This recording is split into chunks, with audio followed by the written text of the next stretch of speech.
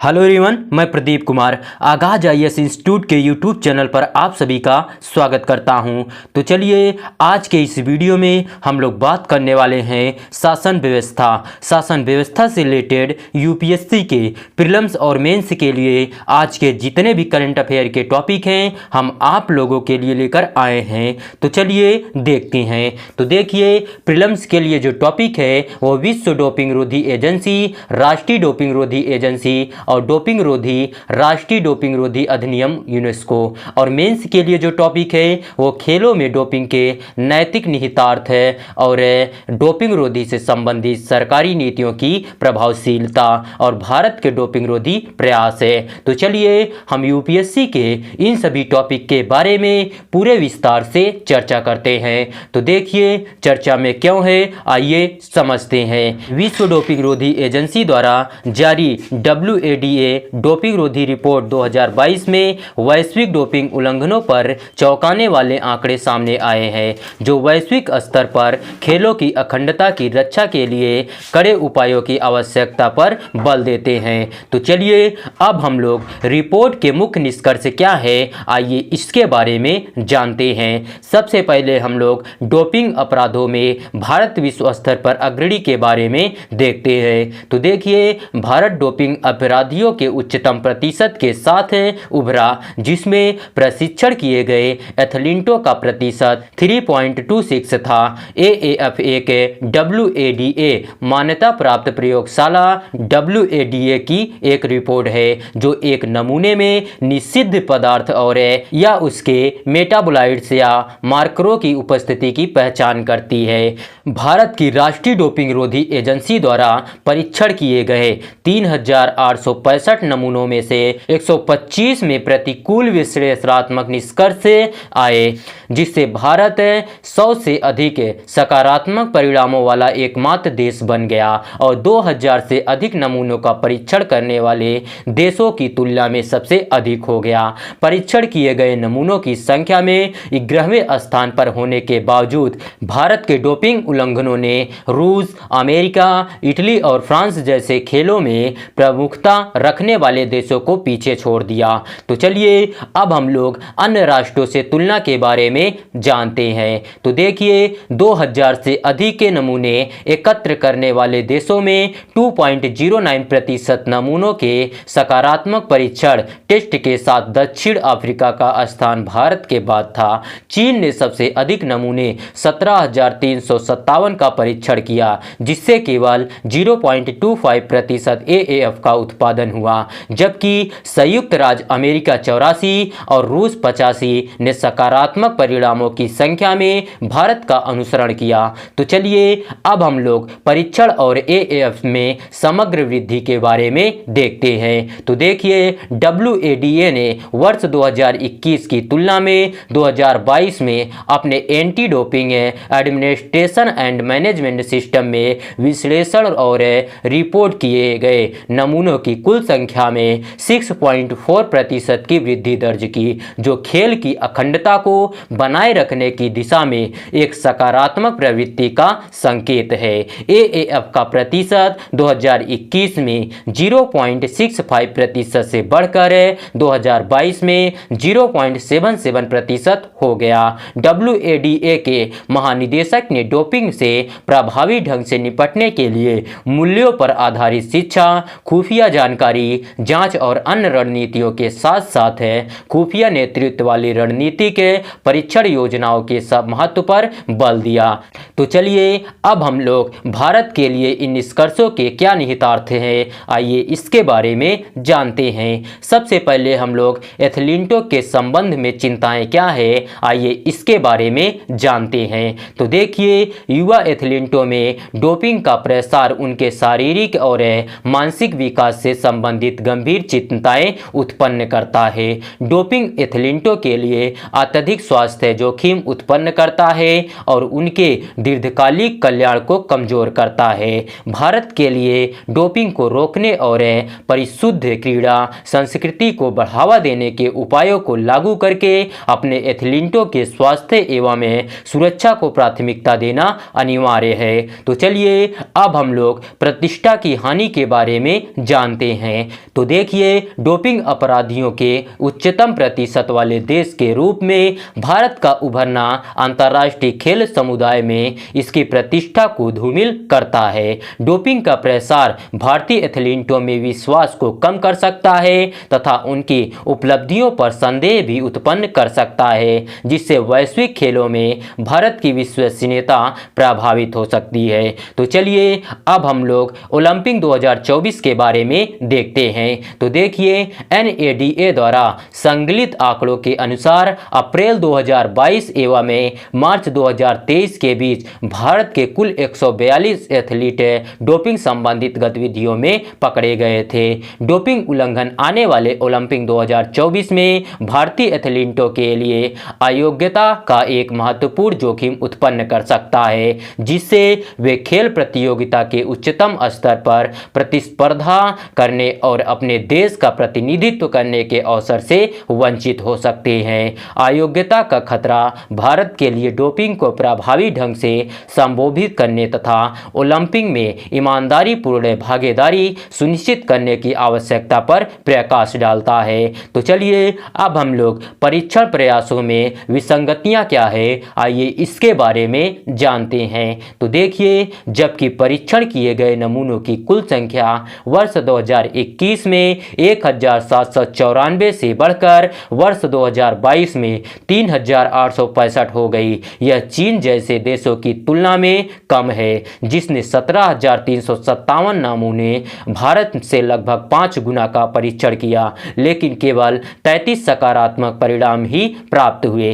परीक्षण में वृद्धि के बावजूद सकारात्मक मामलों की संख्या चिंता का विषय बनी हुई है, जो अधिक व्यापक उपायों की आवश्यकता का संकेत देती है। तो चलिए अब हम लोग विनियामक निरीक्षण के बारे में देखते हैं। तो देखिए, डोपिंग अपराधियों की सूची में शीर्ष पर भारत की स्थिति चिंता का विषय है और साथ ही यह देश के डोपिंग रोधी ढांचे के भीतर प्रणालीगत मुद्दे को भी उजागर करती है। डोपिंग पर प्रभावी ढंग से अंकुश लगाने हेतु नियामक ढांचे को मजबूत करने और निगरानी तंत्र को बढ़ाने की तत्काल आवश्यकता है।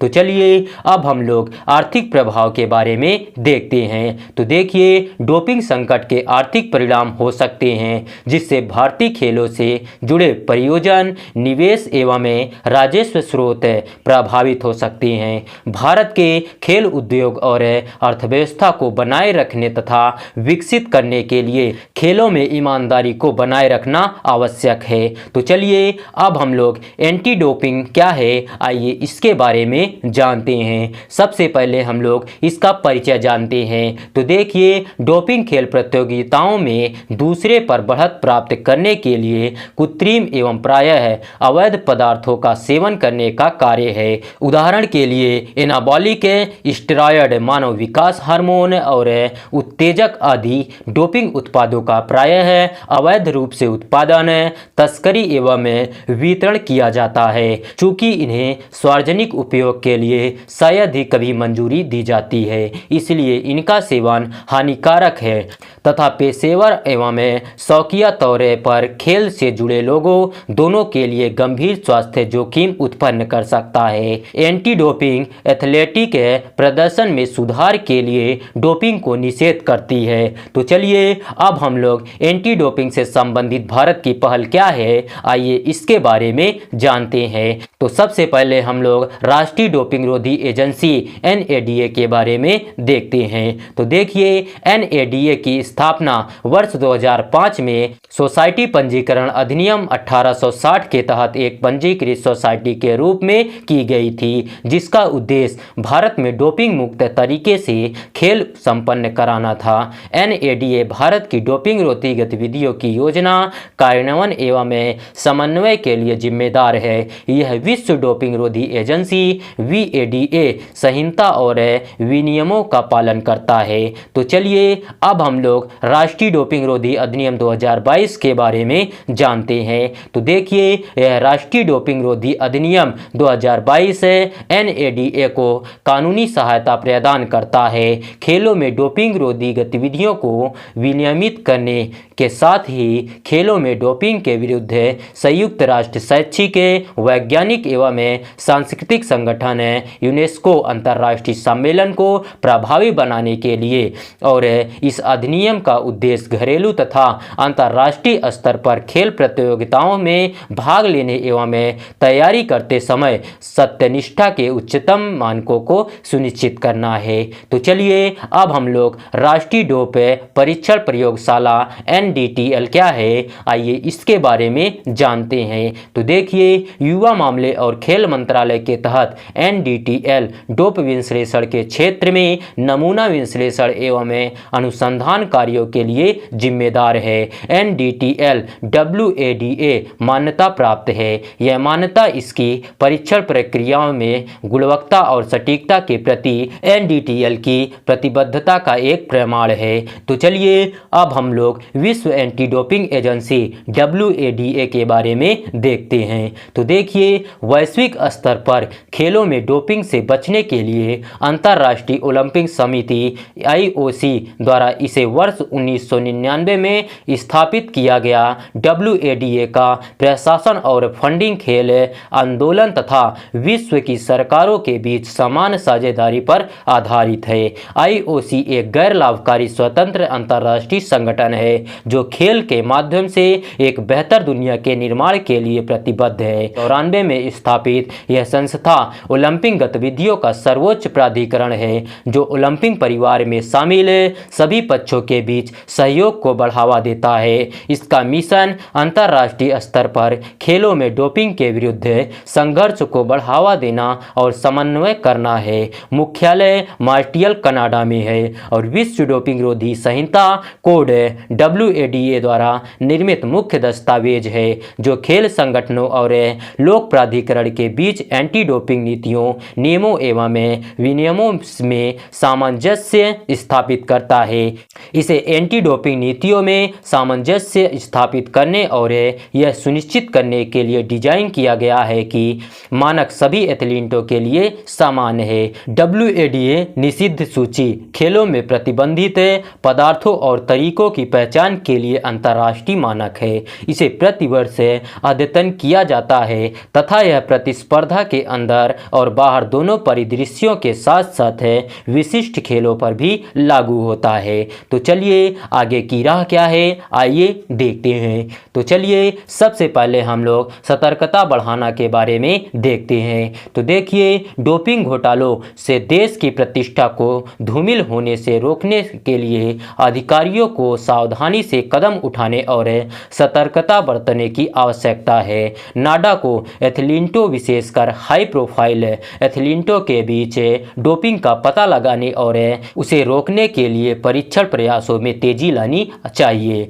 NADA राष्ट्रीय खेल महासंघों, भारतीय खेल प्राधिकरण और संबंधित गैर सरकारी संगठनों सहित सभी हितधारकों को इस मुद्दे से प्रभावी ढंग से निपटने के लिए सहयोग करना चाहिए। तो चलिए अब हम लोग चीन का दृष्टिकोण के बारे में देखते हैं। तो देखिए, चीन के दृष्टिकोण के समान एथलीटों और कोचों के लिए जेल के सजा के साथ डोपिंग को अपराध बनाने पर विचार है। चीन ने खेलों में डोपिंग को अपराध घोषित कर दिया, जिसके परिणाम स्वरूप डोपिंग के मामलों में उल्लेखनीय गिरावट आई। इन नियमों के तहत एथलीटों को प्रतिबंधित पदार्थों का उपयोग करने के लिए प्रोत्साहित करने वाले व्यक्तियों को दंड के रूप में 3 वर्ष तक की सजा और जुर्माना हो सकता है। डोपिंग के आयोजकों को और भी कठोर दंड मिल सकता है। जानबूझकर एथलीटों को प्रतिबंधित पदार्थ प्रदान करना भी एक दंडिक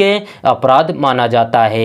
WADA की वर्ष 2022 की रिपोर्ट में चीन के पास सख्त सजा की प्रभावशीलता को प्रदर्शित करने वाले काफ़ी कम सकारात्मक परिणाम थे। तो चलिए अब हम लोग शिक्षा के बारे में देखते हैं। तो देखिए, एथलीटों को डोपिंग के खतरों के बारे में शिक्षित करने और पूरक आहार पर उचित मार्गदर्शन प्रदान करने की आवश्यकता है। तो चलिए अब हम लोग डोपिंग का पता लगाने के बारे में जानते हैं। तो देखिए, विकसित हो रहे डोपिंग तरीकों से आगे रहने के लिए नवीन तकनीकों का विकास और कार्यान्वयन करना, उच्च जोखिम वाले क्षेत्रों को लक्षित करने के लिए एथलीट डेटा, प्रतिस्पर्धा के रुझान और मुखबिरों द्वारा जानकारी का उपयोग करना। तो चलिए आज का वीडियो यहीं पर समाप्त होता है। तो देखिए, अगर आप लोगों को इसका पीडीएफ चाहिए तो इसका पीडीएफ आप लोगों को टेलीग्राम चैनल पर मिल जाएगा। टेलीग्राम चैनल का नाम है आगाज आईएएस इंस्टीट्यूट और टेलीग्राम चैनल का लिंक है आप लोगों को इस वीडियो के डिस्क्रिप्शन में भी मिल जाएगा। आप लोग यहां से भी जाकर टेलीग्राम चैनल को ज्वाइन कर सकते हैं और पीडीएफ डाउनलोड कर सकते हैं। तो चलिए अब हम लोग मिलते हैं नेक्स्ट वीडियो में। धन्यवाद। Keep learning, keep growing.